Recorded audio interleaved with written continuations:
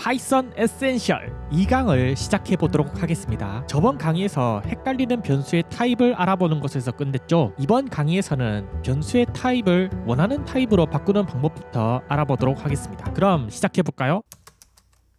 우리가 변수를 선언하면 파이썬은 값의 타입을 예측해서 변수의 타입을 지정해 줍니다. 대부분의 경우에는 변수의 타입이 우리가 원하는 타입으로 지정되지만 코드가 복잡해지면 예측하지 못한 타입으로 지정되는 경우가 종종 발생합니다. 이로 인해 변수 타입을 내가 원하는 타입으로 바꿀 수 있는 방법을 아는 것이 필요합니다. 이제 여러분은 1과 1을 구별할 수 있나요? 앞에 1은 int 타입, 뒤에 1은 str 타입이죠. str 타입인 1을 int 타입으로 바꾸고 싶어요. 이럴 땐 int 함수를 사용하면 됩니다. 원하는 변수의 타입을 int 타입으로 바꿔주는 함수입니다. 저와 같이 1을 int 함수를 이용해서 바꿔볼게요. 파일을 하나 새로 만들겠습니다. 파일 이름은 typecasting.py로 할게요. 타입 변환을 영어로는 typecasting이라고 합니다. 1은 문자니까 string이라고 변수 이름을 지을게요.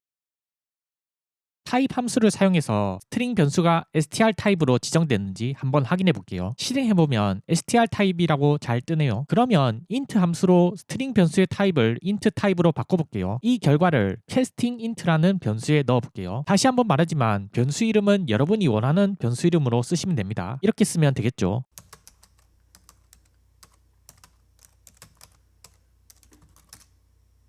스트링 변수의 타입을 int 함수를 통해 int 타입으로 바꾼 값을 casting int에 넣어줘 라는 뜻이 되겠네요. 값은 뭐가 될까요? 문자열 1이 아닌 숫자 1이 됩니다. print 함수를 써서 확인해 볼게요. 실행해보면 1이 뜨는 걸 볼 수 있습니다. 타입도 잘 바뀌었는지 확인해 볼게요.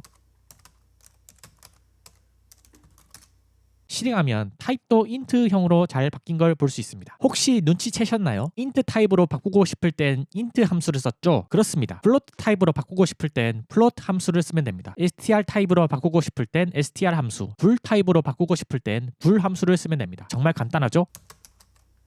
컴퓨터는 훌륭한 계산기입니다. 그 훌륭한 계산기를 사용해서 간단한 수학 계산을 한번 해봅시다. 사칙 연산은 두 개의 숫자로 하는 연산이죠. 둘 다 숫자형 변수여야 합니다. 코드를 같이 써보면서 해볼게요. 파일을 하나 만들겠습니다. 파일 이름은 operation.py라고 쓰겠습니다. 숫자형 변수 두 개를 만들어 볼게요. 첫 번째 숫자라는 의미의 first라고 변수 이름을 짓고 값은 1이라고 하겠습니다. 두 번째는 second라고 짓고 값을 7이라고 넣어볼게요. 여태까지 변수가 필요할 때마다 각각 한 줄씩 썼죠? 사실 변수를 여러 개 만들어야 할 때 코드 한 줄로 표현하는 방법이 있습니다. 이렇게 쓰면 first는 1, second는 7이 들어가게 됩니다.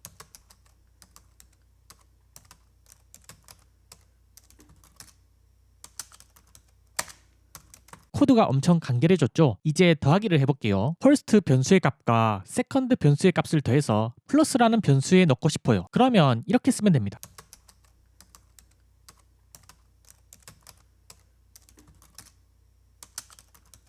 빼기 곱하기 나누기도 똑같이 해볼게요.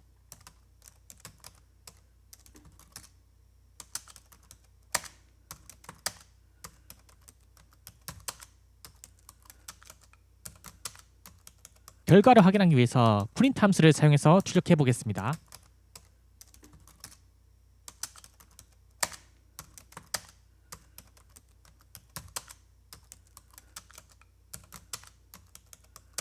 실행해보면 결과가 잘 나오는 걸 볼 수 있습니다. 여러 개의 연산자를 쓰는 경우에는 괄호를 쓰지 않으면 우리가 알고 있는 사칙 연산 순서를 그대로 따라가기 때문에 우선적으로 필요한 연산에는 괄호를 써야 합니다. 해외에서 논란이 되고 있는 문제라고 짤이 하나 돌아다니는 게 있습니다. 이 짤에 있는 식을 계산해 볼게요. 계산의 결과를 multi-offer 변수에 넣겠습니다. 해외에서는 답을 1이라고 많이 했다고 합니다. 하지만 실행해보면 정확한 답은 9라는 것을 알 수 있습니다. 사칙 연산 외에도 기본적으로 할 수 있는 연산이 있습니다. 별표를 2번 쓰면 거듭제곱 연산을 할 수 있고요. 슬래시를 2번 쓰면 나눗셈의 몫만 출력됩니다. 퍼센트 기호를 쓰면 나눗셈의 나머지만 출력됩니다.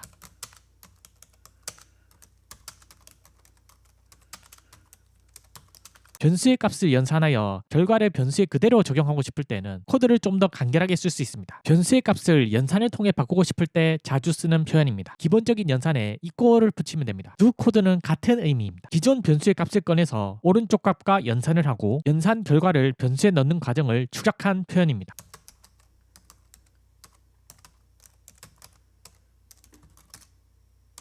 결과를 확인해보면 first의 변수의 값이 4로 바뀐 걸 볼 수 있습니다.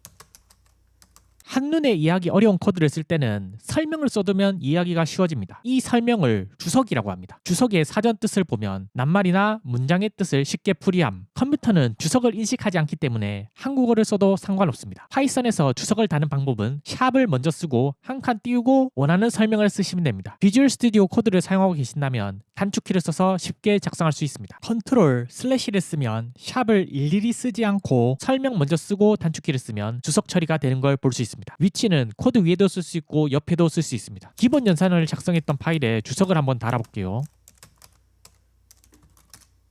이번엔 위에 달아보겠습니다. 나머지도 달아볼게요. 이렇게 길게 쓸 수도 있습니다.